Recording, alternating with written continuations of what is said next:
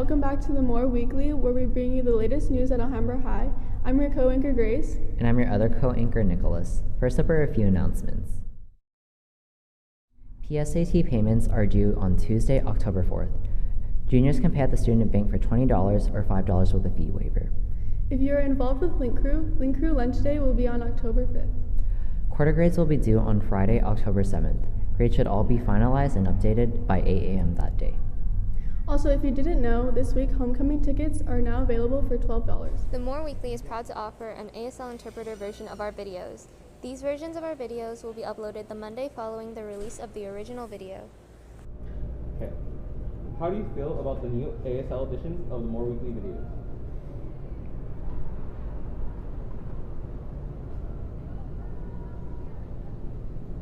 Yeah, those are really good. It's better than nothing and then better than before. I can see the interpreter now and I know what they're saying. Do you think having an ASL interpreter helps reach a wider audience?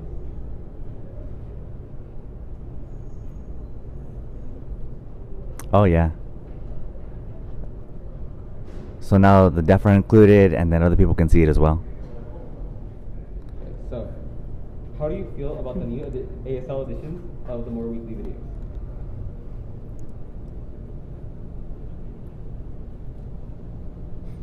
I feel like that's really cool. Be able to see a signer and interpreter there and the captions at the same time. I don't have to click anything, it's already there.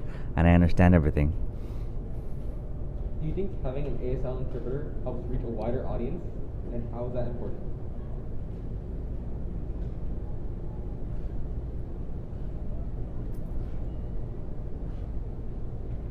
Yeah.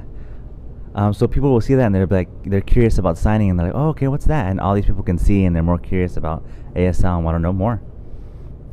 Thank you.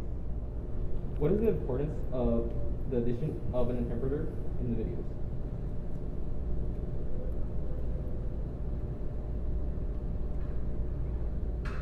So adding the interpreter just makes people more understanding what's going on. And it's easier to understand. And is it helpful? Oh yes, it definitely helps to know what's going on, the captions. Sometimes they go too fast and quick, so the interpreter helps a lot. So what do you feel is important about the addition of the interpreters? Well, we've had the DHH program here for quite a few years. I think adding the interpreter just brings more inclusion, it brings more awareness, and then everybody can see the program more, and it just makes the school a lot more inclusive as well. Another question is there anything else that you think people here at school could do to be more inclusive? Interacting more with our deaf students, getting to know them, saying hi. I know a lot of us are like, oh, I don't know ASL, but just coming up to them and introducing yourself, using your phone. You can type on your phone, say, hi, my name is whatever, and then they have no problem with that. They love it when people come up, and it's good. You interact, and you get to learn sign at the same time. So I think just doing that, not being afraid to do that, not being afraid to interact, I think is just as important. Nick, did you hear Carlos Zeus is no longer hosting CNN 10? I miss him already. He was able to deliver 10 minutes worth of news to students all over the world. Rest in peace, Carlos Zeus. No, he's not dead. Carlos Zeus is being replaced by former NFL player Coy Wire. Coy has some big shoes to fill. We will miss you and your puns, Carlos Zeus. The University of California has recently announced that they will be offering second chance admissions to high school students who have been previously rejected from UCs. However, there are some conditions that come with this plan.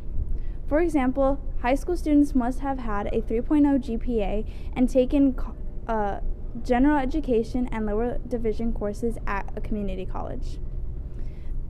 Only some UCs will be offering these guaranteed admissions, such as UC Riverside, Irvine, and Merced. However, popular UCs, such as UCLA, will not be guaranteeing admissions. This plan will help socially and economically disadvantaged people to get a second chance at going to college. It will also help boost the amount of transfers that go to these colleges. For more information, go to the Moor Weekly website. The girls' volleyball team continues to show their determination at the start of their league season with a record of 3-5. After a defeat against Bill Gardens, they were more than ready to give it their all. Last Thursday, the Moors played against San Gabriel. In a head-to-head match, the Moors showed their perseverance by taking 2 sets. These sets were composed of long rallies, powerful hits, and flawless serves. As seen in this clip, varsity setter Jasmine Hu aces San Gabriel in the 3rd set. The 5th and final set was a nail-biter, with the Moors barely losing in a score of 9-15. Wanting to improve from their last match, the Moors will have their next home game on October 4th against Montebello. Solar is becoming a reliable and renewable source of energy that's beginning to see more light, as particularly cash-strapped districts are looking to it as a cheaper alternative source of power. According to data that was released by Generation 180, a nonprofit that tracks and promotes clean energy, nearly 1 in 10 K-12 schools across the country have turned to the use of solar power and the installation of solar panels for their schools. In those districts that have already adopted the use of solar energy, millions of dollars are said to have already been saved, with energy being the 2nd greatest expense paid by K-12 schools, costing around $8 billion annually according to White House figures. The adoption of solar is meant to offset these costs with the added environmental protection benefit of reducing the need for further carbon emissions, with the many districts having been economically dependent on coal. Generation 180 furthermore claims that if 130,000 K-12 schools were to fully adopt and transition to the use of solar, it would result in an annual reduction of 60 million metric tons of carbon emission. So far, about 8,400 schools have made the switch to the installation of solar, generating enough energy to power roughly 300,000 homes, half of these schools coming from low-income backgrounds. In most of these schools, third-party arrangements and agreements allow for this transition to solar being made possible. These solar companies pay upfront for installation and maintenance, allowing schools to buy electricity at a reduced rate, so long as they house the system, these agreements being crucial for 90% of solar capacity at schools. In California, after having witnessed the wildfires and mudslides in Santa Barbara County from 2018, the installation of solar panels began to take place. The completion of this project set to provide 94% of the energy to the whole district, now coming from renewable sources.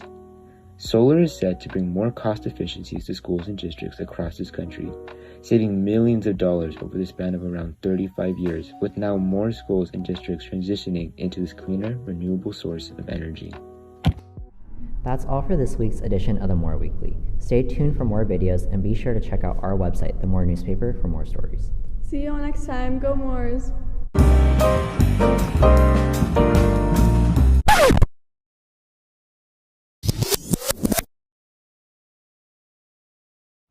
Man, player, it's already senior year. I ain't in any club though. You in? I'm in well. You should join. What's that? It's the Women Empowerment League. Haley and Brittany are the president and the vice president. You should join. They have an open meeting right now. Hi guys, welcome to our open meeting. I'm Haley, I'm the president. I'm Brittany, the vice president. So what are you guys about? Well, we're a club where everyone is welcome. Yeah, our passion is to raise awareness to breast cancer awareness, like sexual assault, denim day, period poverty, dress code, and just enforcing equal rights to all. Our goal as a club at Alhambra High is to have fundraisers where we are able to donate to women's shelters and give back to the community. You gotta support our women, man. I mean, if you join DJ, I'll join. You should sign me up. You can also become part of WELL by coming to our meetings and signing up for our Remind to stay updated. I heard they also have fundraisers, and in fact, 2 weeks they will be starting a fundraiser to raise money for breast cancer awareness. You should stay updated following their Instagram to hear more about their fundraiser.